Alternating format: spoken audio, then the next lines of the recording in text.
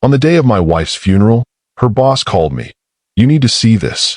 My name is Zaha, I am 62 years old, and I thought I knew everything about the woman I had shared my bed with for 40 years. Beatrice was simple, quiet, and loyal, or so I believed. She worked as an executive assistant for 30 years, never asking for a raise, never complaining about overtime. But standing in the polished chrome elevator of the Pierce Technology Tower rising toward the 50th floor, I was about to learn that my entire marriage had been a cover for something much bigger. The funeral had barely ended. The soft hum of mourners' whispers lingered in the air as I stood alone by the casket, staring at Beatrice's peaceful face one last time. I thought I knew her, her quiet devotion, her unwavering loyalty, the gentle way she navigated life without drama. She had been my wife, my partner, my confidant for 4 decades. But something in the pit of my stomach had been gnawing at me all day, a sense that the world she left behind might not be as simple as I had imagined. My phone rang. The display showed an unfamiliar number, but the voice on the line was unmistakable. "Mr. Zaha?" The voice was calm, precise, measured. "This is Gregory Pierce, Beatrice's former boss at Pierce Technology." I straightened up, gripping the phone tightly. "Gregory, I'm at her funeral. Can it wait?" "No, sir," he said firmly. "You need to come to the office. Alone. Immediately. What I am about to show you cannot wait. And do not tell anyone, not your family, not your friends. Come alone." My mind raced. What could possibly require my presence at her office on the same day we buried her? I had lived 40 years with this woman. I thought I knew everything about her. But something in his voice, a quiet urgency, sent a shiver down my spine. By the time I parked in front of the Pierce Technology Tower, my hands were trembling. The building gleamed like a giant of steel and glass, reflecting the cloudy sky above. I entered the lobby, nodding to the security guard, who clearly didn't know what he was witnessing. The elevator ride to the 50th floor felt interminable.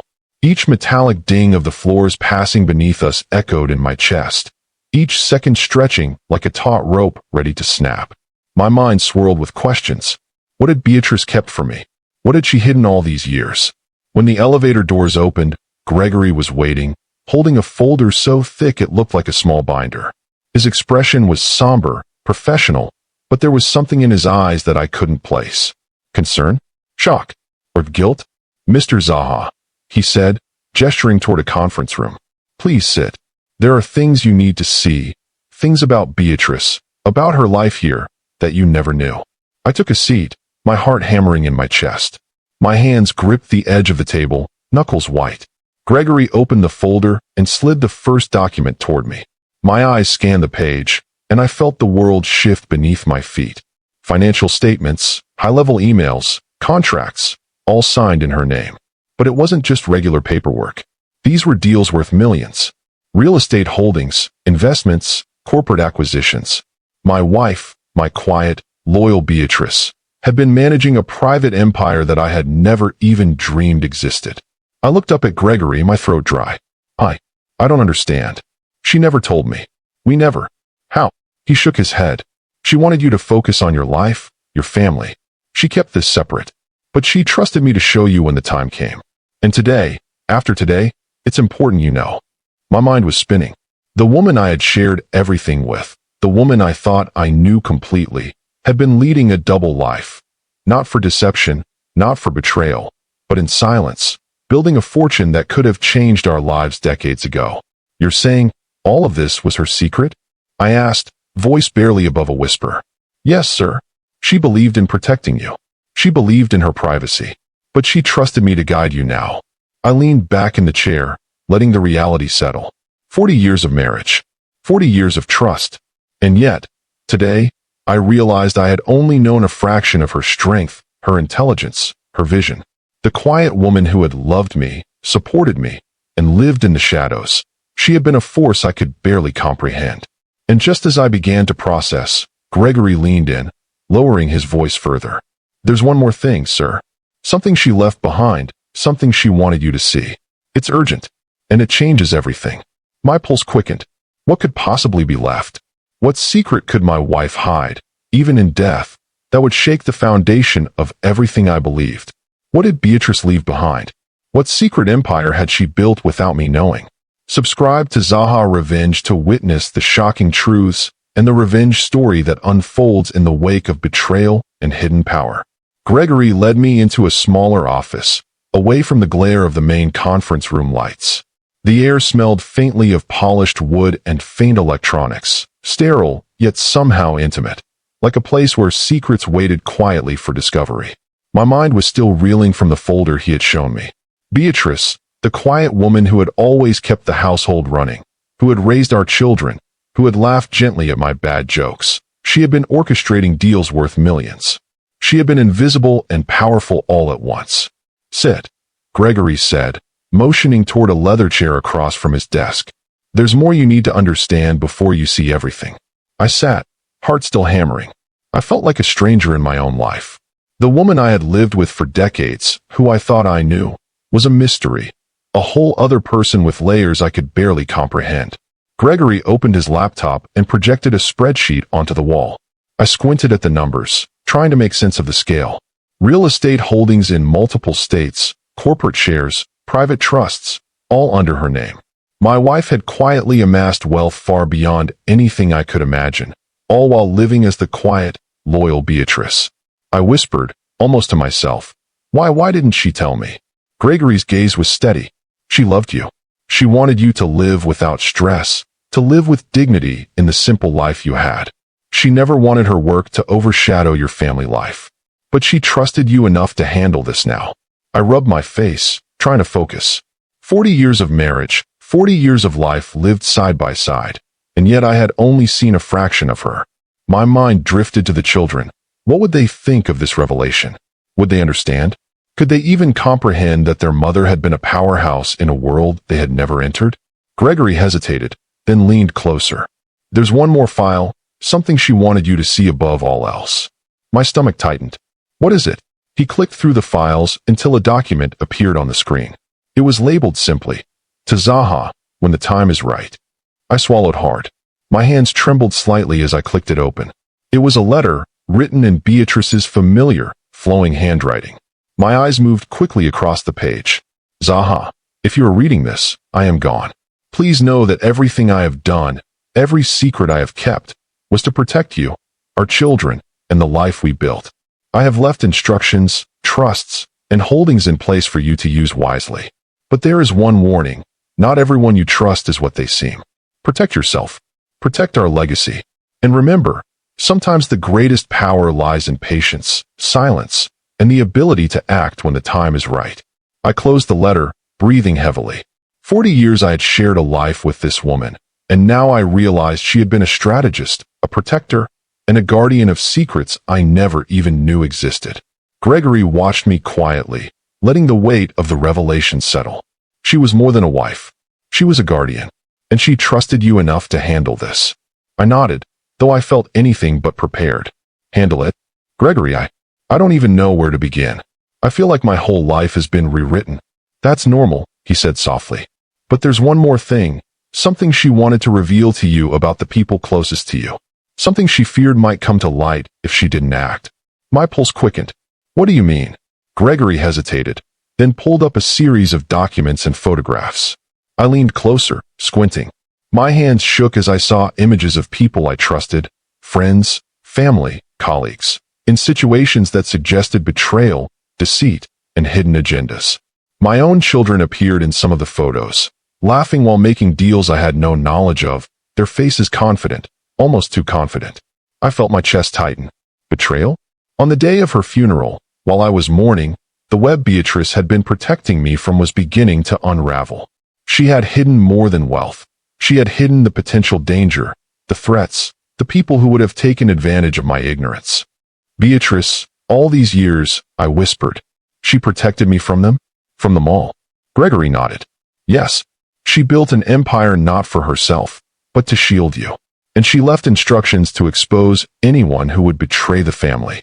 You have the power now, Zaha." The room went silent. I felt both fear and resolve. 40 years of marriage, 40 years of life together, and I had thought I knew everything.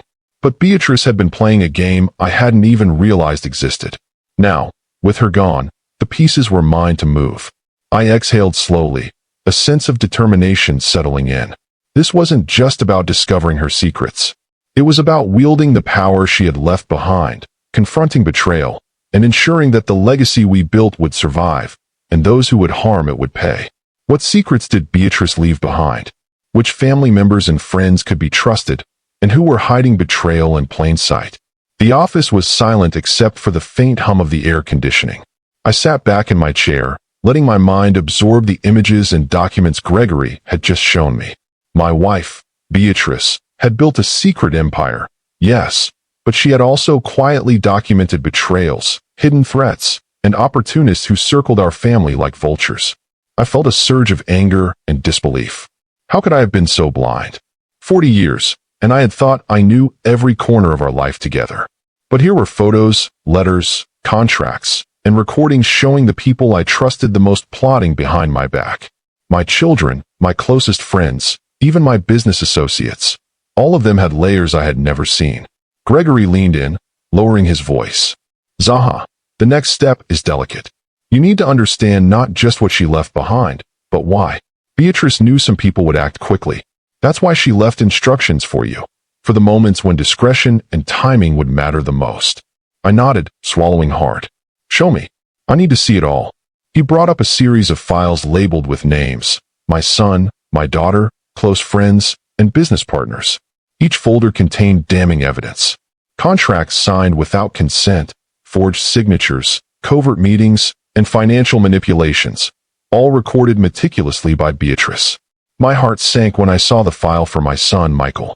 He had been my pride and joy, or so I thought.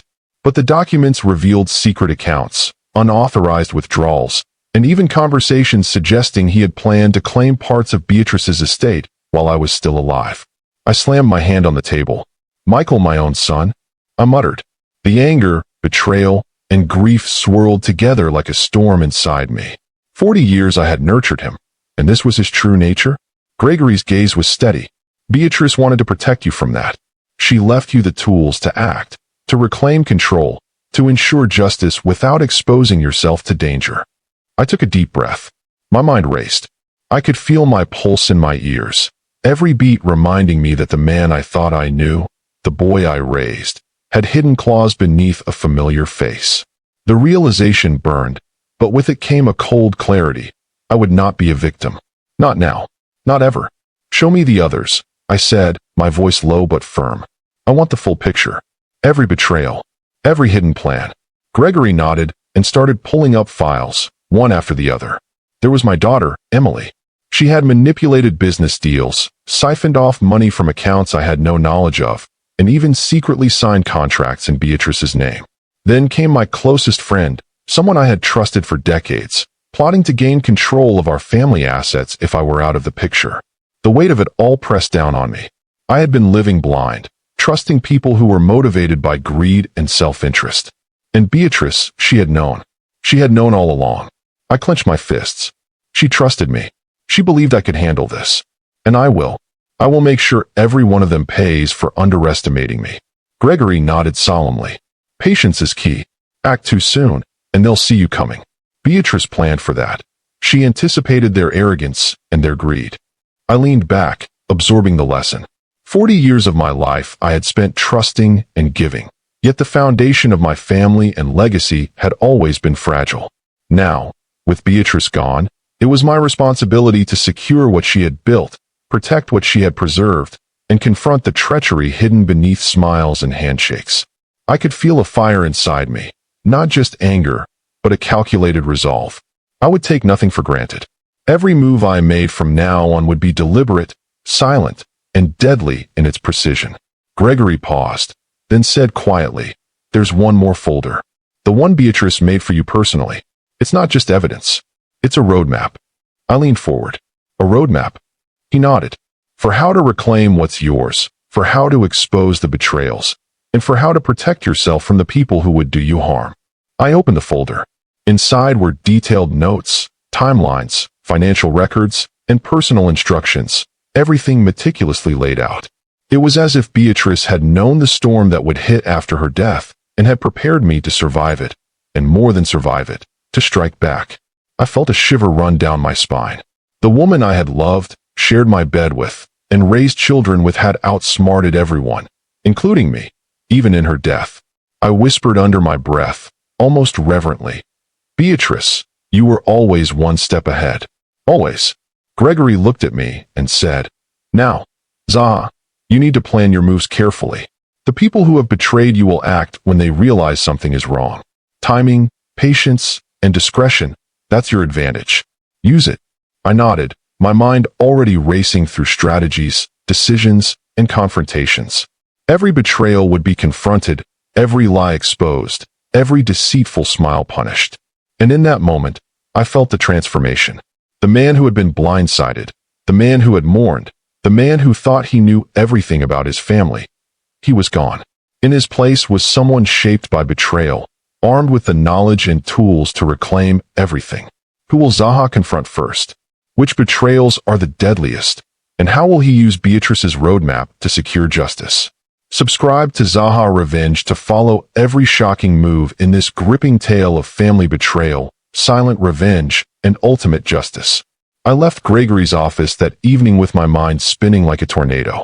The sun had already dipped below the skyline, and the city lights cast a cold, artificial glow across the streets. Every reflection on the polished glass of buildings seemed like a reminder that the world I had known, the family, the friends, the life I thought was simple, was just a mirage. As I drove home in my old sedan, the hum of the engine became the backdrop to a storm of thoughts. Brandon, Emily, my so-called friends, all weaving plots behind my back. And me? I had been blind, trusting, oblivious. But no longer. No longer would I be the silent victim. I opened the envelope Beatrice had left for me once I got home.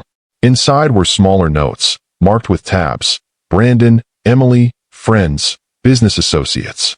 Each tab contained detailed observations, weaknesses, and even psychological insights into each person. My son Brandon, proud, arrogant, convinced he could manipulate me like a pawn, was listed with his predictable temper, his impulsive nature, his insatiable greed. Emily, sly and ambitious, was detailed in the way she exploited her charm and intellect to manipulate situations. I realized Beatrice had not only been protecting me, but she had been preparing me, not just financially, but mentally and strategically. She knew the battles I would face, and she had armed me to fight them. I poured myself a drink and sat at the kitchen table, staring at the notes. My hands trembled, not from age, but from anticipation. I was about to step into a war zone, my own home, my own family, turned into a chessboard where every piece had been hiding its true intentions. The next morning, Brandon came storming in, loud, arrogant, confident, thinking the world was his playground. He barely acknowledged my presence as he threw himself onto the couch. "Dad, I need access to the new account. The business expenses are mounting." I didn't respond. I merely looked at him. The calm in my eyes unnerved him. He blinked, then frowned. "What's with you? You look different." "I am," I said softly. "You might want to sit down, Brandon." He laughed. "What is this? Some weird lecture?"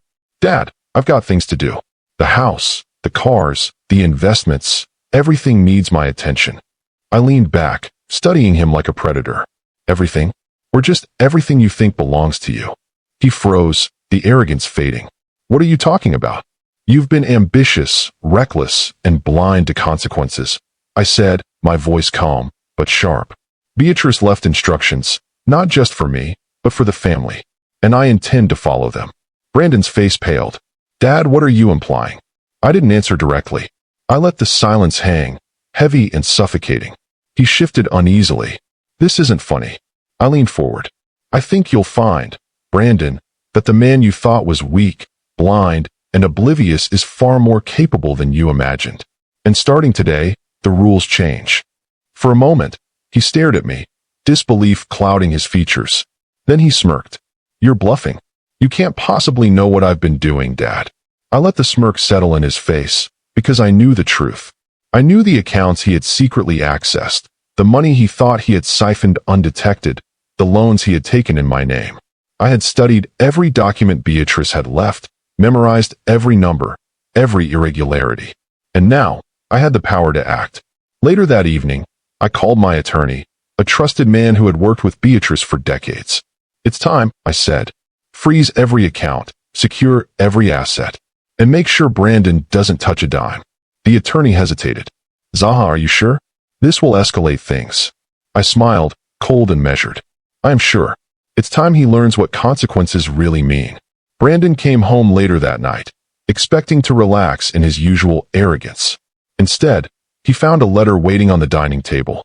His name, bold and sharp, printed at the top. He tore it open, scanning the contents.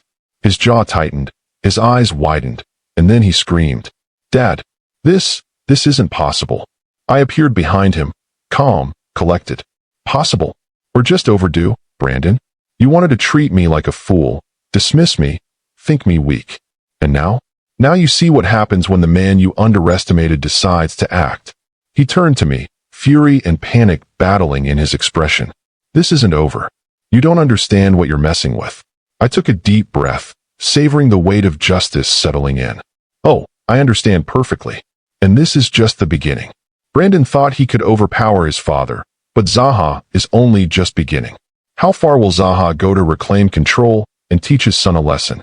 Subscribe to ZAHA Revenge to follow every shocking twist in this gripping tale of betrayal, silent revenge, and justice served. The next morning, the house felt smaller. Every corner, every shadow seemed to whisper secrets I had never noticed before. I moved through the rooms deliberately, each step measured, each glance sharp. Brandon had stormed off after reading the letter, slamming doors behind him, but I knew his anger simmered. It would fester, and in his arrogance, he would underestimate me. Exactly as Beatrice had predicted. I poured a cup of coffee and sat by the window, watching the city wake up. The cars honked, the streets buzzed, and life went on outside, oblivious to the war raging inside my own home. My thoughts circled the next steps. Brandon was impulsive, reckless, driven by pride and entitlement. I could predict his moves because I had studied him, every gesture, every word, every mistake he had made. And now, armed with knowledge and resources, I was ready to reclaim control. I dialed a number I hadn't used in years. A contact from Beatrice's network, someone who owed her loyalty and now, indirectly, owed me the same. It's time, I said. Ensure every transaction he tries to make fails. Freeze accounts, monitor his movements. Do it quietly. No alerts, no noise. He must feel confident before he realizes he's powerless. I hung up and leaned back.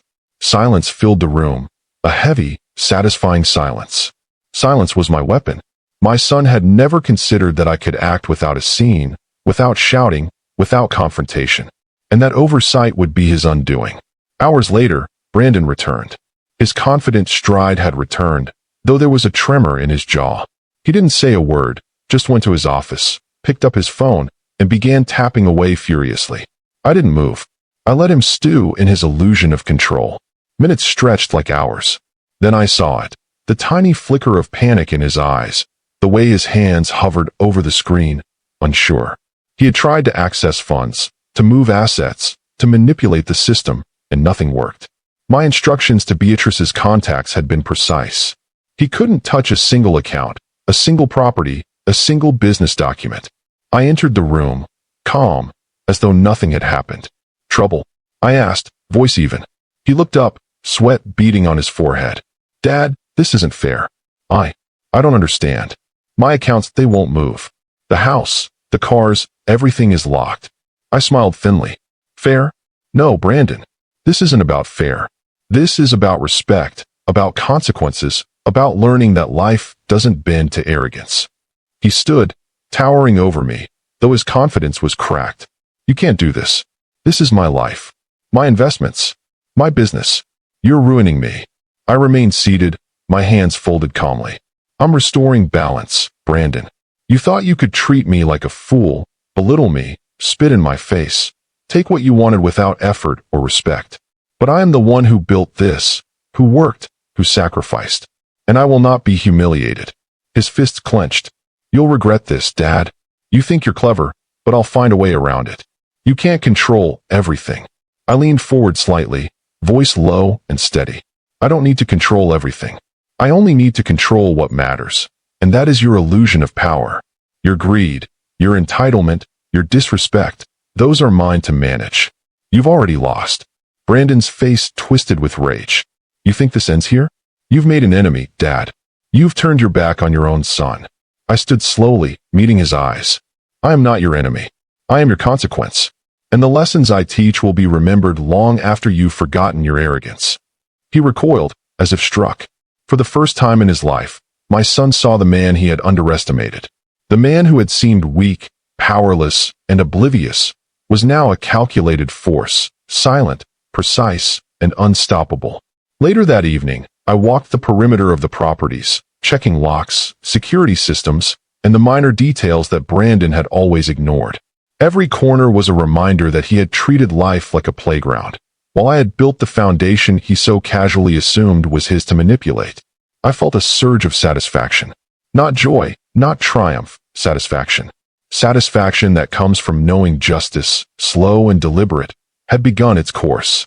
Brandon would learn, not through shouting, not through confrontation, but through realization. Every failed transaction, every blocked asset, every obstacle he encountered would teach him what respect and effort really meant.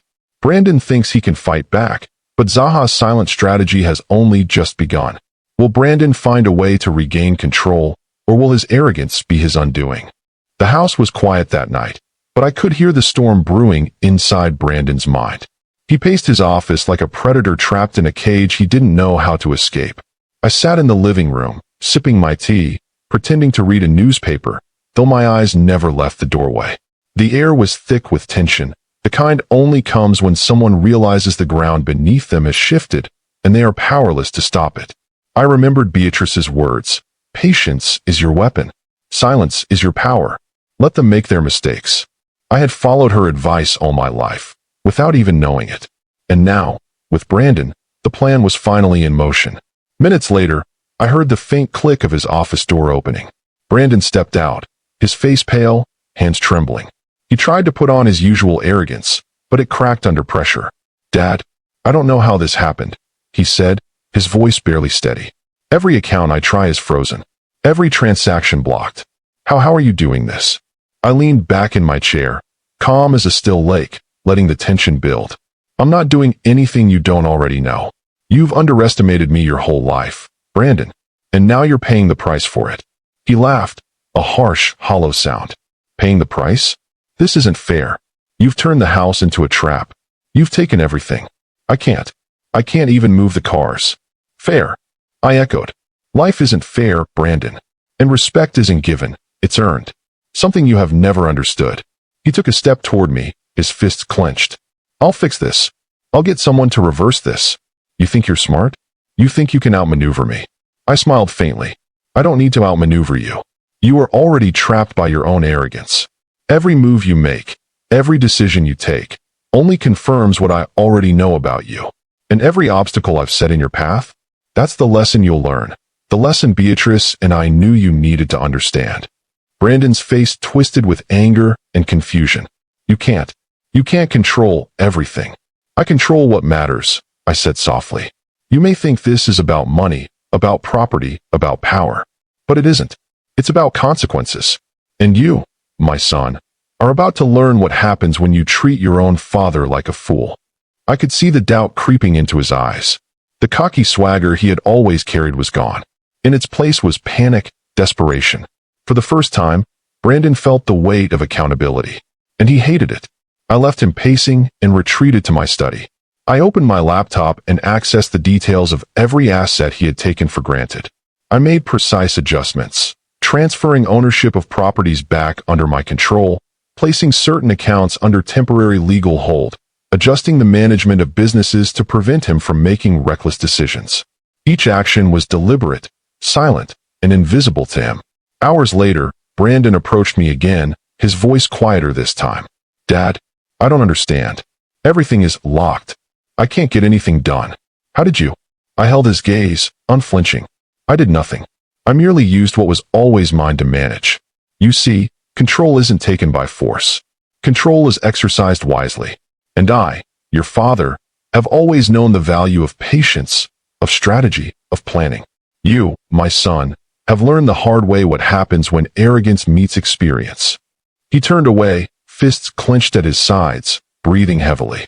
I could see the wheels turning in his head. He was calculating, planning, imagining ways to reclaim power. But he had no idea I had already anticipated every move. The next morning, I visited the office of Brandon's financial advisors.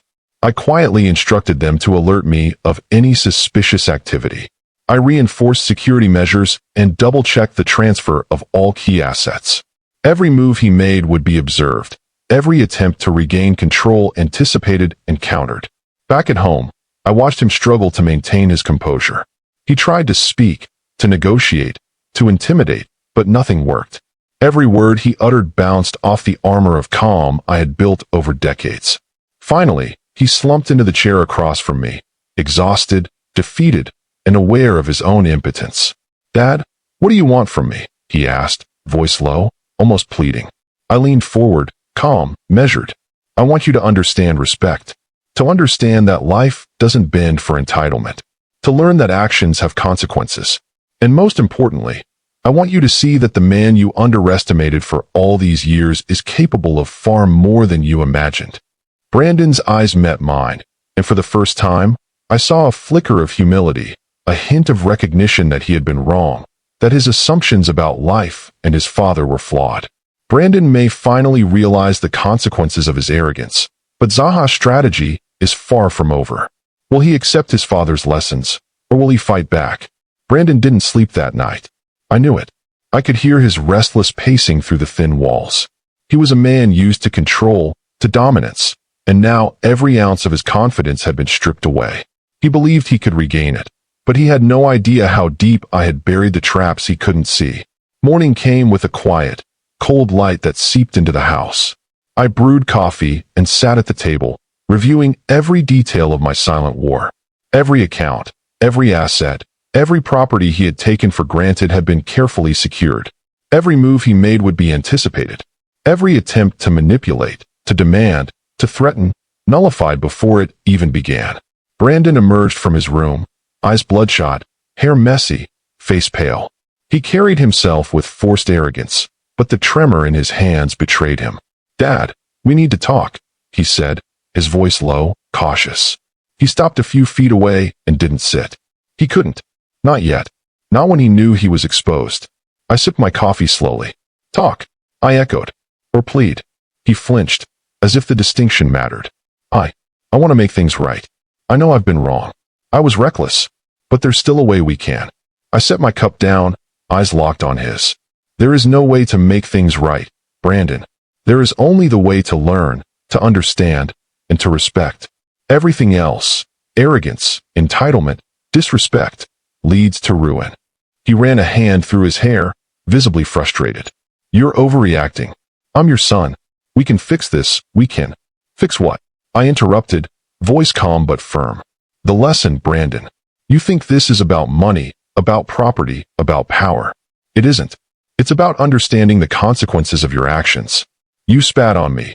You humiliated me. You ignored decades of sacrifices and hard work. That is what we are dealing with. Not a house, not an account, not a car. Your arrogance." Brandon's face twisted with anger, but I could see the cracks forming, the realization that he was not in control. I let silence stretch for a few moments, letting him stew, letting him absorb the weight of his impotence. Silence is a weapon, and I wielded it with precision. Finally, he sank into a chair, defeated. "Dad, what do you want from me?" he asked, voice quieter, almost pleading. I leaned forward, calm, measured. "I want respect. I want accountability. I want you to see that life doesn't bend to entitlement. And I want you to understand that power isn't inherited, it's earned. Your lesson begins now, and it will continue until you truly understand it." He swallowed hard, eyes darting around the room, looking for a way out, for a loophole, for any chance to reclaim control. But there was none. Every move he had planned, every strategy he had imagined, had been anticipated. Every attempt to dominate, every effort to manipulate, every bluff, all neutralized by my careful planning. For hours, we sat in tense silence. I watched him struggle to maintain composure, watched the arrogance he had carried for decades crumble piece by piece. He fidgeted, tapped his fingers, tried to distract himself with phone calls and emails, but nothing worked. Every move he made hit a wall he didn't see until it was too late. By evening, He had exhausted himself. The transformation was visible, not complete, but enough. Enough that I knew the lesson had taken root. Brandon was beginning to understand the consequences of arrogance, of entitlement, of disrespect. Brandon's reckoning has begun, but the journey isn't over. Will he truly learn, or will his arrogance drive him to desperate measures? The next morning, Brandon woke to a house that felt different. Everything was the same, yet nothing was. The energy had shifted, subtly but irreversibly.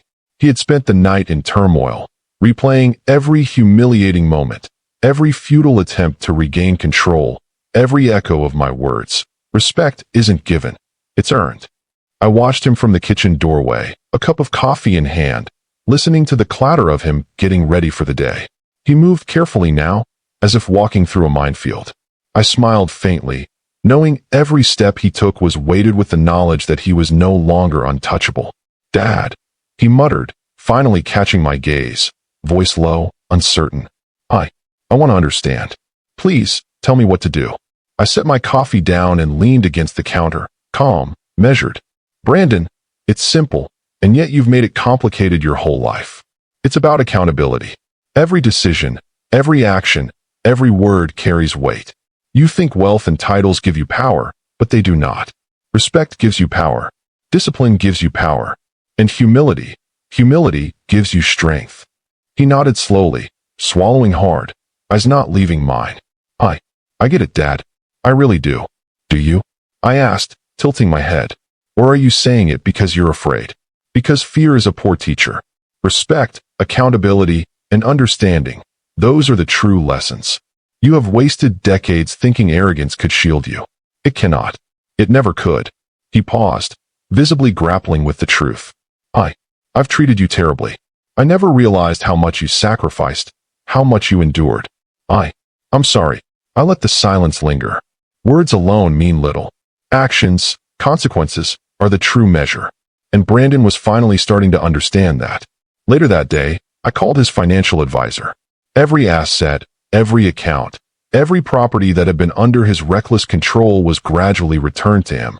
Not fully, not immediately, but in measured increments. Every step of the way, he had to demonstrate patience, humility, and respect. Each transaction was a test, a lesson reinforced by consequence.